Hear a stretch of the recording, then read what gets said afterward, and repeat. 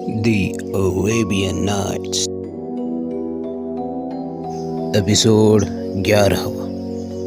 उधर अलादीन को फांसी की सज़ा देने की खबर सारे शहर में जंगल के आग की तरह फैल गई। लोगों को बादशाह के निर्णय पर अत्यधिक आश्चर्य हुआ। धनी पानी की तरह बहाने वाला अलादीन सारे शहर में प्रसिद्ध था।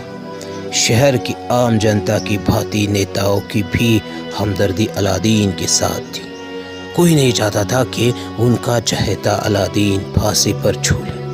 बादशाह का फैसला किसी को भी पसंद नहीं था। शहर के भी सभी प्रमुख व्यक्तियों ने रातों रात निर्णय किया कि अलादीन को फांसी नहीं देनी चाहिए। बेवजह एक अच्छे आदमी की जान लेना कोई इंसाफ वाला काम नहीं है। बादशाह को अलादीन के साथ नरमी से पेश आना चाहिए। फिर सभी ने एक प्रस्ताव प्रेरित किया कि सुबह होते ही महल के सामने एक बड़ा प्रदर्शन किया जाए। यदि बादशाह ने अलादीन को नहीं छोड़ा तो शहर की ईंट से ईंट बजा दी जाएगी। सुबह होने से पहले एक प्रदर्शनकारी महल के सामने वाले मैदान में जमा हो गए। उनकी संख्या हजारों में थी। सभी ने एक ही स्वर में नारा लगाना आरंभ किया। यह अन्याय नहीं है, अन्याय है। अलादीन को छोड़ दो। यदि उसे नहीं छोड़ा गया तो हम जंग लड़ेंगे। बादशाह न्याय करो, बादशाह न्याय करो। हम अन्याय नहीं सह सकते। बादशाह का निर्णय गलत है। बादशाह अपना निर्णय बदलो। प्रदर्शनकारियों की संख्या बढ़ती जा रही थी। उनके नारों से आकाश गूंजने लगा था। प्रदर्शनकारियों की संख्या को देखकर लगता था कि मानो सारा शहर यही आ गया। नारों की आवाज़ बुलंद होती रही। अलादीन को छोड़ दो, नहीं तो हम महल जला डालेंगे। अलादीन को छोड़ दो, नहीं तो हम शहर जला डालेंगे। प्रदर्शनकारियों का जमघट देखकर बादशाह के माथे पर चिंता की लकीरें उभरी। वो प्रदर्शनकारियों के उग्र व्यवहार को देखकर उन्हें लगा कि ये अलादीन को छोड़ा नहीं गया तो ये सचमुच वो कर डालेंगे जो ये कह रहे हैं। शहर में बगावत भी फैल गई। शहर में बगावत भी फैल जाए, ये सोचकर बादशाह ने उन प्रदर्शनकारियों के सामने ऐलान किया। मैं आप सभी लोगों के कहने पर अलादीन को रिहा कर देता हूँ, परंतु ये भी आदेश देता हूँ कि अलादीन रिहा होने के बाद देश छोड़कर चला जाए। अगर वो हमारी बेटी की तलाश करके ले आएगा तो उसे यहाँ रहने की इजाज़त मिल सकती है।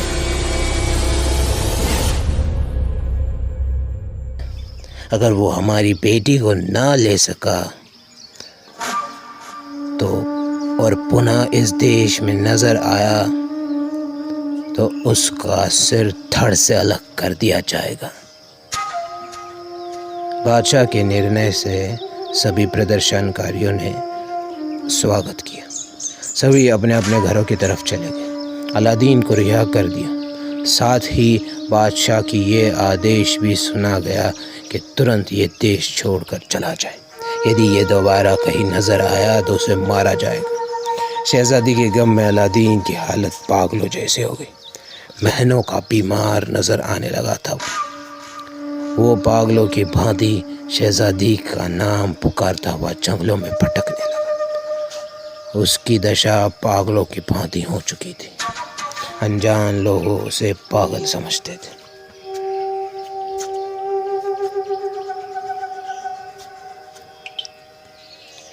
अलादीन शहजादी के गम में पागल हो चुका था। उसके बदन के कपड़े जगह जगह से फट चुके थे।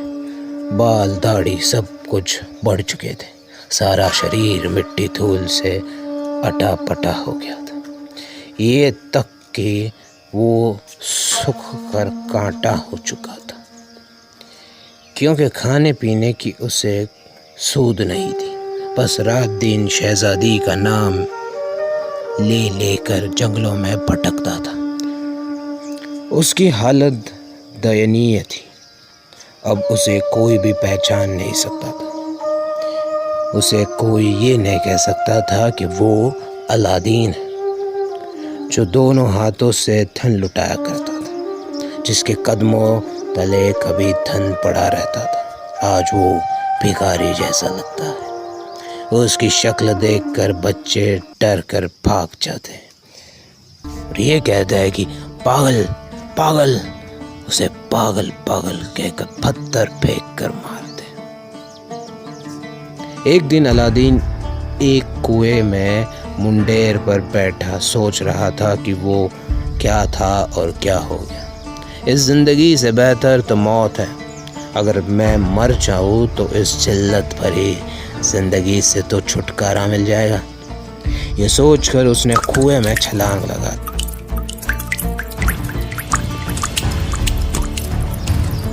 उसे एक क्षण जादूगर की दी हुई वो अंगूठी, जो उसे जादूगर ने गुफा में जाते वक्त दी थी, कुएं के पत्थर से टकरा गई। अंगूठी के पत्थर से टकराते ही धमाका हुआ और वो वहाँ एक जिन प्रकट हुआ। जिन गरजती आवाज में बोला, क्या हुक्म है मेरे आका? आपका गुलाम आपकी सेवा में हाजिर है। आत्महत्या करना आसान नहीं है। ये अलादीन को तुरंत मालूम हो गया। जिन को देखकर उसे एक आशा की किरण मिली। डूबते हुए वो तेज स्वर में बोला, मैं मरना नहीं चाहता, मुझे तुरंत इससे बाहर निकालो। जिन ने तुरंत ही अलादीन को कुएं से बाहर खींच लिया। अब अलादीन कुएं के मुंडेर पर खड़ा था। अंगूठी का जिन बोला, आत्महत्या करना तो पाप है मालिक, फिर आप ऐसा क्यों कर रहे थे? आत्महत्या पाप है, ये तो मैं भी जानता हूँ सेवक, परंतु क्या करूँ? मेरे पास मरने के अलावा कोई चारा भी तो नहीं। अलादीन ने निराशा पर स्वर में कहा। जिनको बताया, जब किसी की जिंदगी में कोई सहारा नहीं होता तो वो ऐसा ही करता जैसा मैंने किया। मेरा भी कोई सहारा नहीं है, अतः मैंने भी आत्महत्या करने की सोची। आपको क्या गम है मेरे आका?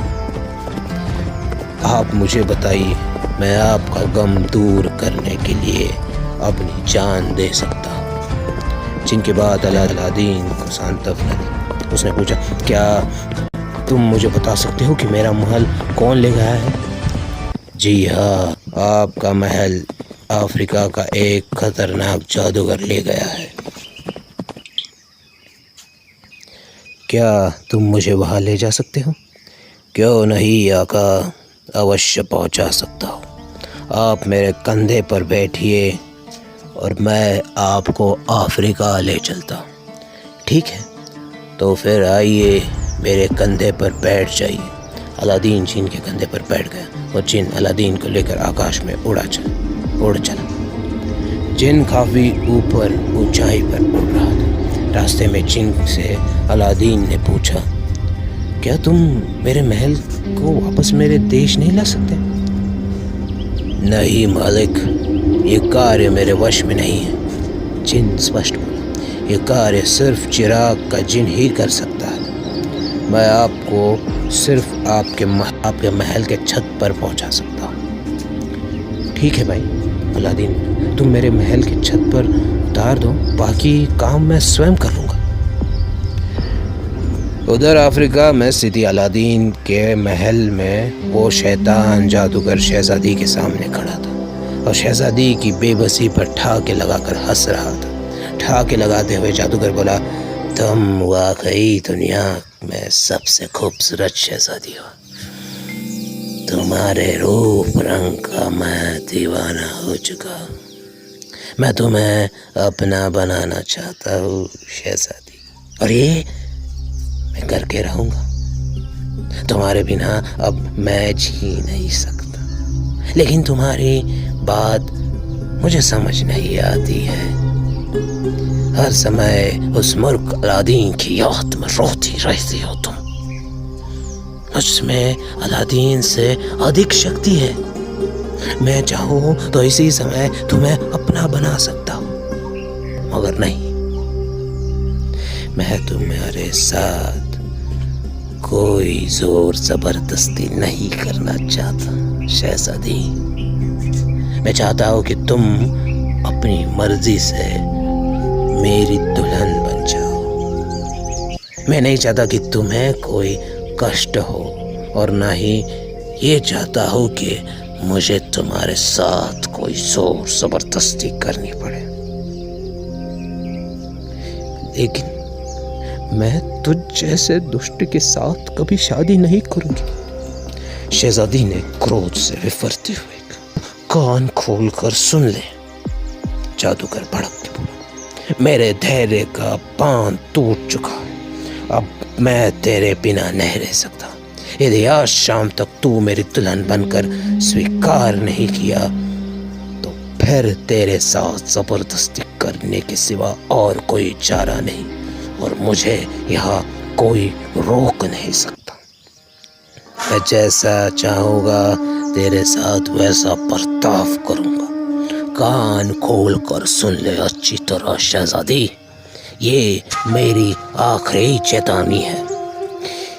इतना कहकर जादूगर क्रोध के पांव पटकता हुआ बाहर चला गया। दोस्तों, ये था द अरेबियन नाइट्स का एपिसोड 11वां। अगला एपिसोड जल्दी हाजिर होगा। तब तक सुनते रहिए, सब्सक्राइब कीजिए, ट्यून इन कीजिए क्रिएटिव ऑडियोज।